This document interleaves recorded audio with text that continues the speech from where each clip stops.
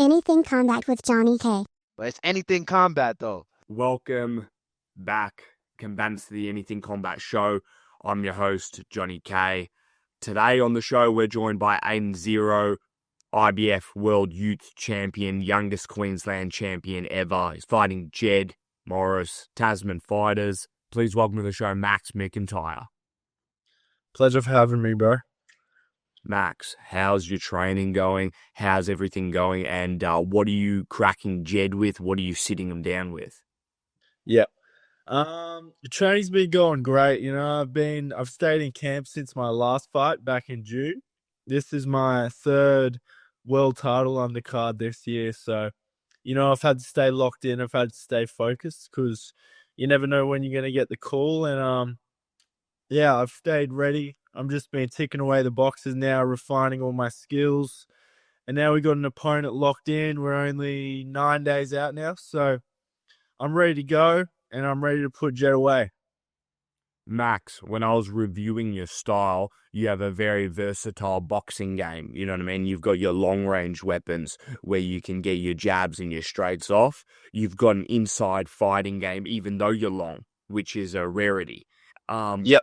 Another thing I liked was you've got very good head movement as well. And one thing you do very well is you frame people off and then sting them with a shot. Yeah. So you got a lot of different things going on there. How are you keeping track of all these different types of the game and implementing them in the fight? Yeah, I think my ability to adapt's the biggest thing for me. And no matter what they bring, I always got a way to adapt, and I always got a way to control the fight. So there's no way he can beat me on the inside. There's no way he can beat me on the outside. There's no one that's in Australia that's able to box with me. So you can try box, you can try go on the inside, try bang, and either way you're gonna get found out. How have you seen the development in Aussie boxing? You know what I mean? You're up there with the guys everyone's paying attention to. So in the scene right now, what are you seeing that's going to eventuate in Australian boxing? Oh, I think Australian boxing is definitely on the rise right now. I think I've come through at the perfect time. And being on Jai's undercard, obviously he's in the pound for pound list now, and arguably in the top 5. So fighting on his undercards as I'm rising through. Hopefully I'll be main eventing some of my own cards soon. So I think I've come through at the perfect time, and yeah, Australian boxing is definitely coming through the rise, and I'm ready to take over worldwide boxing. Tell me about your training with McIntyre. What was that like? I know that he's a bigger division than you, but I know that you're comparable in height and length. So did you get some good sparring work in with him? Oh, it was great. I sparred him twice last week. I sparred him twice. Sparred him on Wednesday and Saturday. So it was great getting working with him, and just the pressure and the mental endurance, knowing that you're in front of a world champion that puts people away and can put anyone away. It's just an unreal experience, and hopping in with anyone on the domestic scene after doing stuff like that, I think I'm gonna be very hard to beat. With Jai, what do you think makes him a world champion? I think his mental toughness and his he's got an unbreakable it's definitely his mental toughness. Like, he just wants to go in there, he wants to take you out. So, and he's riding with Samoa on his back, and he fights for his nation. So I think he's pretty hard to beat, and punches pretty hard. So he's definitely a tricky customer. Did you cop one? It was give and take. It was some good rounds. Like, I didn't get hurt or anything like that, but it was definitely some great rounds for both of us. Max, why did you start boxing? I started boxing when I was a teenager. When I was 13, it was my first year of high school, and I was getting in a fair bit of trouble around that time. So I needed to find something that would keep me on the straight and narrow. And found boxing, and then I found discipline, built up confidence because I was a low self-confidence kid. So I sort of just got lost in the wrong crowds and hanged out with the wrong people, and found boxing, and then created my own path. And yeah, now I'm ready to take over the world. So it's just been a full turnaround, bro. I saw Mick Francis in Sydney when I flew up to the press conference. So tell me, why did you sign with Tasman Fighters? What's it like working with Mick? Oh, Tasman Fighters is easily the best promotion in Australia, and I think it has the ideal pathway to get onto Saudi cards as well. So it works hand in hand with a few massive television promotions as well. So they've had DAZN, they've got Stan now. I think I'm not sure if they're going back and forth with using both of those, but I'm not sure what's going on with that. But yeah, Tasman's definitely the biggest promotion in Australia. And having Jai as the biggest fighter in Australia signed with Tasman, it's money. It's the best promotion to be on for sure. So I'm so happy to have the Tasman stable behind me, and I'm ready to take over now. What's your experience been like with Mick Francis promoting you in your career? Oh, he's been great. He's been finding me the right fights, and obviously each fight is another step up. So it's been great. Like, there's no other promotion I'd rather be on. I've had one fight on No Limit before, which was a different promotion, and that was good too. But yeah, I love Tasman, and I love the people that are also working with Tasman. So yeah, I have a really good relationship with Mick, and I think we'll get to the top together. You're going into the 2026 season right now, and you turned pro September 2023. So in that short stint of time, you've gone 8-0. So tell me a little bit more about that. You've been very active, and your rise has been very fast.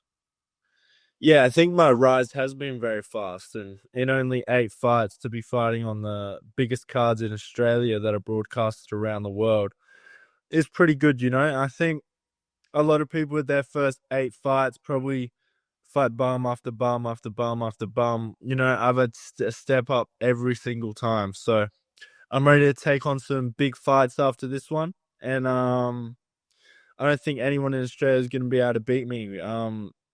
But I think my rise has just been just having Tasman behind me and fighting on the biggest cards, and having Jai there to be nearly the co-main of that. So it's definitely got a lot more eyes than I would have expected. I was obviously expecting big things, but it's definitely gone better than I even would have imagined. What do you think about the quality of the card? I just flew up to Sydney and I trained with Paul Fleming. He's on the card too. Yeah, it's a great. I don't think there's one fight on the card that's not like that couldn't be a main event. Like, every single fight is an entertaining, interesting matchup. Like, it's such a good card. It's definitely, like, from the outside, I'm like, I don't remember the last time that they've had a card this good in Australia. So, and then they've got Opataya, they got Justice, and then me. It's like, that's 2 main events before, like, Jai and Justice are 2 main events before, like, they could both be the main event, and they could probably both pack out that arena. So it's massive to be the co-main of those 2. So for Tasman fighters, that's full entertainment, and you're into that flashiness, you're into the big arena energy, you're a showman yourself. So what do you want to do for this particular fight card to really show yourself off as a showman? Oh, it's the opportunity to showcase my skills on the biggest stage in the world, so I'm not going to take that for granted.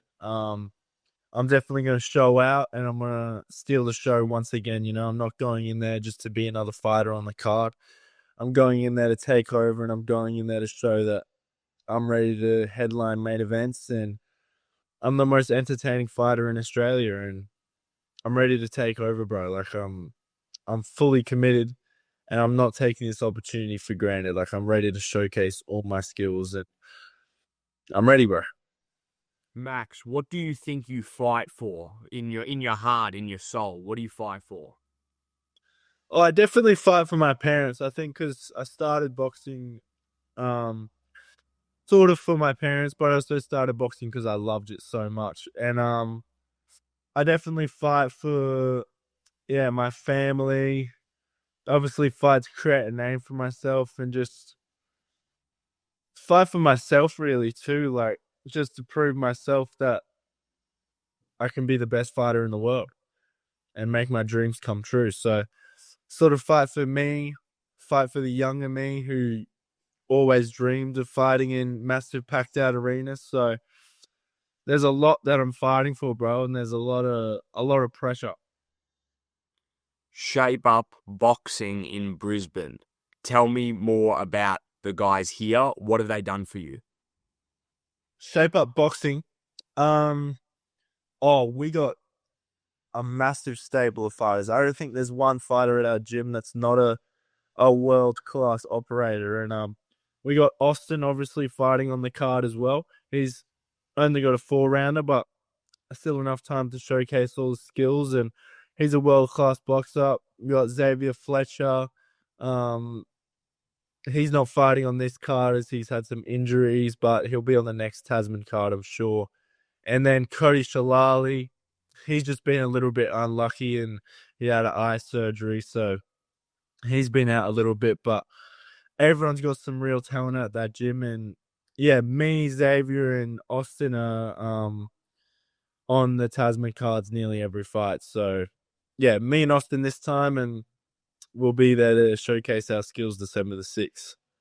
December 6th, is that for WBC Australasian Super Middleweight title? Is that on the line for you? Yes. I haven't earned that title yet. I think he has gotten that title once before, but I've never had that title before, so it'll be I think it's vacant right now, so I don't think he has it. It might be his that we're fighting for, so I gotta take it off him. But yeah, either way, I'm leaving with that belt December 6th. You like the belts, right? You want all the belts. Oh, 100%. And this one's a green one, WBC one, so goes with my red IBF Youth World title. So I'm keen to hang it up on the room at home, put it in the pool room, bro. Tell me about the youth titles and the amateur circuit. You know, you fought Queensland state championships. You fought the Australian Golden Gloves. You also did Super 8 series. So tell me about that particular point in your life now that, you know, you're pro. So how did that set you up in the amateurs? Oh, it definitely set me up. I learned a lot from the amateurs. Like each fight, I learned so much. While I was amateur, you know, I always wanted to do big things. I wouldn't have expected to happen this fast. I remember in 2022, I believe it was, I was still an amateur. I was 18. I just got out of school and I went and watched McIntyre fight Maris Breedis on a Tasman card, and I was just sitting in the crowd.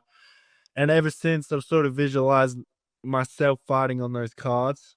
And then now it's happening. Now I'm the co-main nearly to Ajay Pataya on the card, and it's me fighting on that stage. So I'm more than ready to go, and I've visualized these moments ever since I was a kid, and I wouldn't have expected to happen this fast, but it is, and I'm ready for the moment. And the more pressure, the better, and I'm ready to perform, bro. When you visualize and you're manifesting, what do you see? I see myself walking out, and I also see myself winning the fight.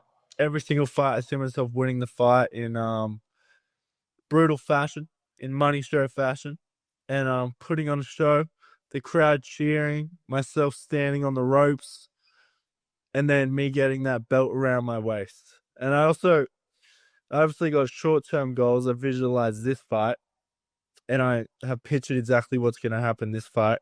I'm going to walk out. I'm going to finish the fight in brutal fashion, in money show fashion, put on a great show for the crowd. And I'm going to get that belt strapped around my waist. And so that's my short-term goals. That's obviously my goals for my next fight.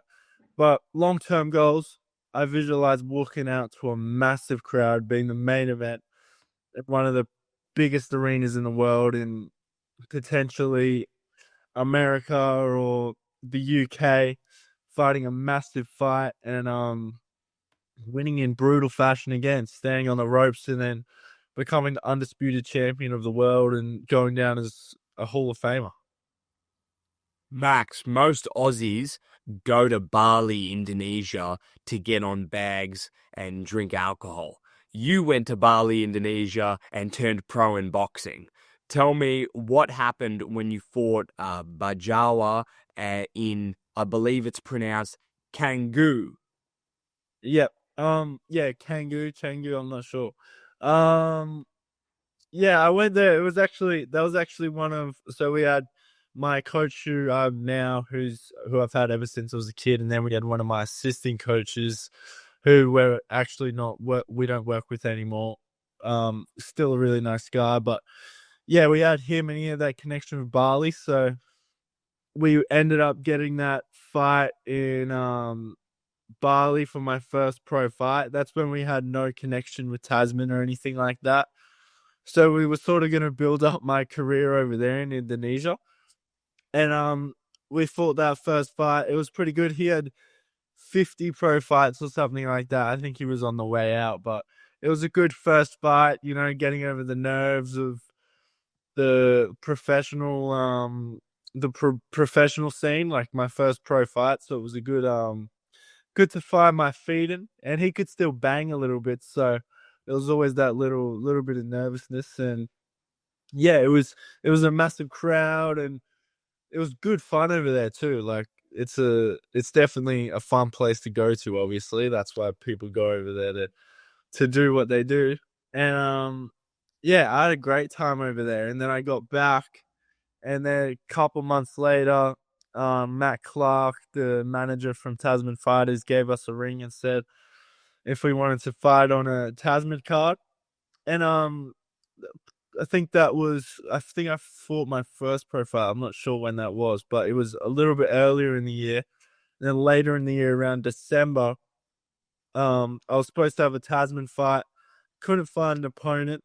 This was the co-main event for Conor Waller's card. And Jack Bowen's opponent pulled out. Oh no, Jack Bowen pulled out. So I ended up stepping in and fighting a co-main event on my second pro fight on 5 days' notice. Far out. That's mad. Yeah, so it's just all fallen into place, all God's plan. Tell me, what was that feeling like when you became the youngest Queensland champion on record? Oh, it was awesome. It was a surreal moment, like, because it was going from fighting in Bali, thinking I'd have to work my way up to be taking over the domestic scene. And this guy was pretty good. He knocked out the Australian champion 2 times in his fights before me. So it was pretty good to win a Queensland title and show out and showcase all my skills once again and put on a great show. And I think that opened the gateway for Tasman for me, and they loved putting me on. So yeah, it was great. Like, it was awesome, bro. Max, were you on the card with Jael Pattaya and David Niika? Were you on that card? Yep, I was 2 fights before on that one too. That's the one where I won my IBF Youth World title against Abdullah Saman, I think his name is, from Germany.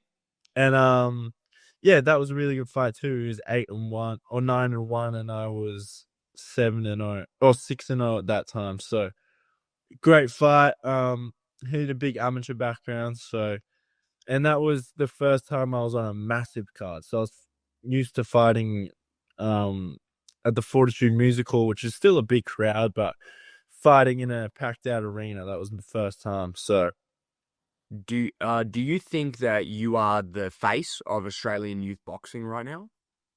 Oh, 100%.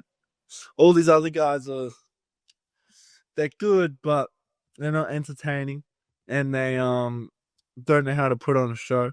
And also, there's some that are young, there's some that are the same age as me, but there's not many that are 21 and as entertaining as me and can talk the talk and back it up and fighting on Tasman fighters undercards. Like, yeah, it speaks for itself. That's all we have time for, ladies and gentlemen. Thank you, Max, for your time. Is there any final remarks you want to say to everybody listening at home as we wrap up the podcast today? Make sure you guys get your tickets. Make sure you guys tune in on Stand Sport December the 6th. And yeah, money show, baby.